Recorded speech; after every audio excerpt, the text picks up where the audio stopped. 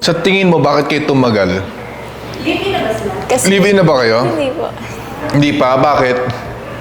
18 pa lang po ako. First year college pa lang. So, kami nga, nag-live-in nga kami 19 ako eh. Gusto ko pa siya i-preserve eh. Preserve, ginawa mo naman pagkain. Gusto ko siyang... Iba din kasi yung babaeng parang para sa akin. Gusto ko siyang lumaki pa siya sa parents niya. Gusto kong makuha pa niya yung values ng pagiging mother, anong ginagawa ng pagiging nanay. Meron akong technically academy or school na ako nagtuturo magnegosyo. Meron akong isang estudyante na 18 years old at millionaire na siya ngayon. Meron siyang jowa. Ngayon, gusto pa nila mag-scale. Gusto pa daw nila kumita ng 3 to 5 monthly.